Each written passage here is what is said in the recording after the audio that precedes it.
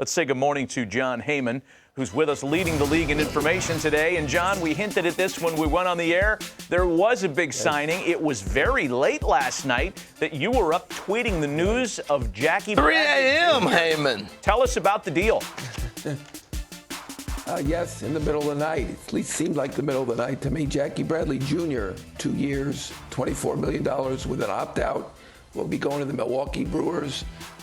Wouldn't seem like they would have an opening, but they'd like to have some depth. They have Kane, they have Yelich, they have Avisail Garcia, so they have four really starting outfielders.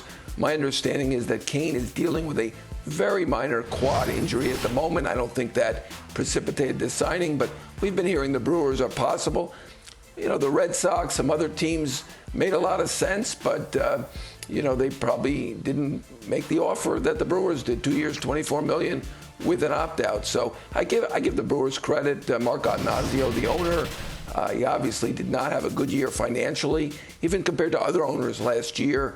The Brewers really depend on the fans in the stands. Their TV contract is not big in the small market, but they do draw very, very well because they've been a very competitive team. And here they are spending again. Their defense much improved. Colton Wong at second now, Jackie Bradley in center, and Kane, a tremendous outfielder, will man one of the corners. So they should have a very good defense. I have so many questions for you, for Harold, as to where we go here. But first, an observation.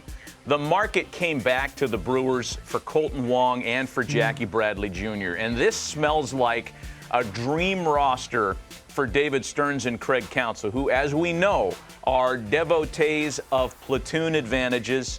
They love to mix and match. They do it not only with their bullpen, but with their lineup, and they have so much versatility right now. Look at the balance here left and right. My goodness, they're going to be able to stunt a lineup based on every opposing bullpen move, based on every opposing starter. Fangraphs and Pacoda had the Brewers winning the Central before this move. I'm starting to think that the Brewers are going to be really, really dangerous this year. Yeah, well, they're a smart team. Yeah. They've had a very good winter.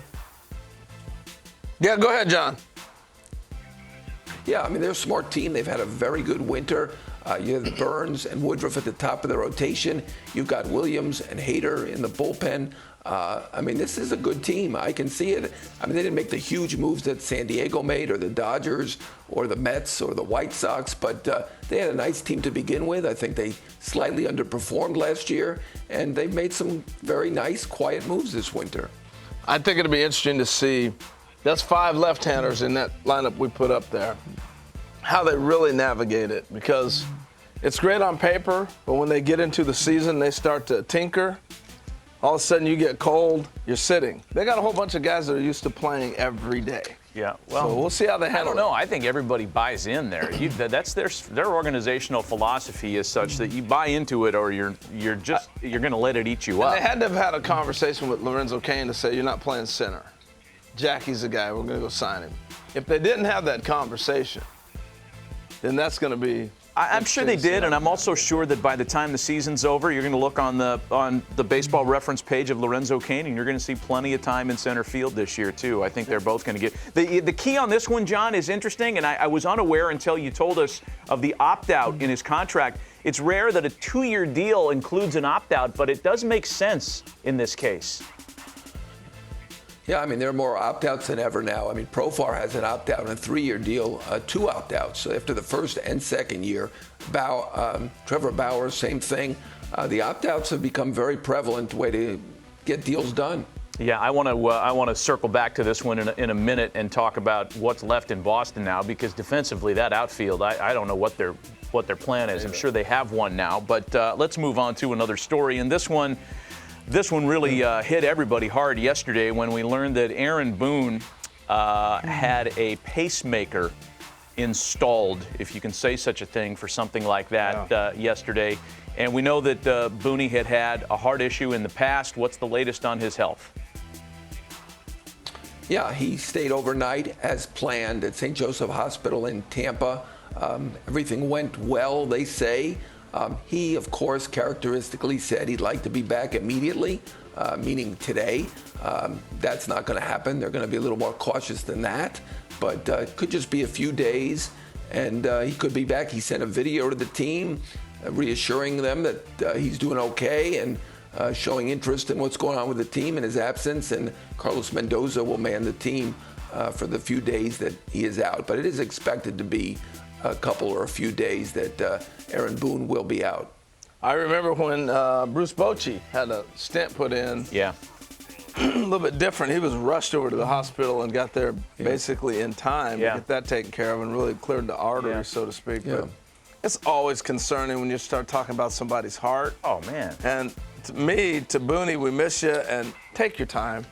Yeah. There's no rush. It is spring training. If Booney's watching, get well soon, man. He is one of Take your time. He is one of the best humans in this or any other business. So we wish him a speedy recovery to get back to Yankee camp. There was other injury news yesterday. This on a completely different level than somebody with a heart issue. But Framber Valdez, we heard finger injury yesterday.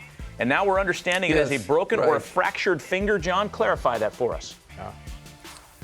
Yes, fractured his ring finger on his pitching hand on a comebacker by Francisco Lindor of the Mets. And initially, he threw some warm-up pitches, I think 4 or 5, stayed in the game, threw 19 more pitches, so he wasn't feeling it. The Astros, as a precaution, took an X-ray. The finger is fractured. They haven't commented beyond that, but I am hearing he's going to be out quite a while. The initial recommendation is for surgery, and with that, he would likely be out for the entire season. I know you hear a fractured finger, and you might think it might be a month or 2, but my understanding it is fractured in multiple places, and he probably will need surgery. They have not said, they have not confirmed, and he may be getting a second opinion, and maybe he'll receive better news.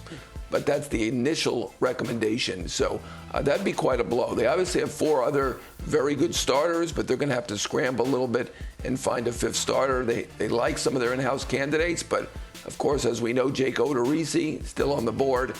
He's clearly the top free agent pitcher, still available, would fit in nicely there, I do believe.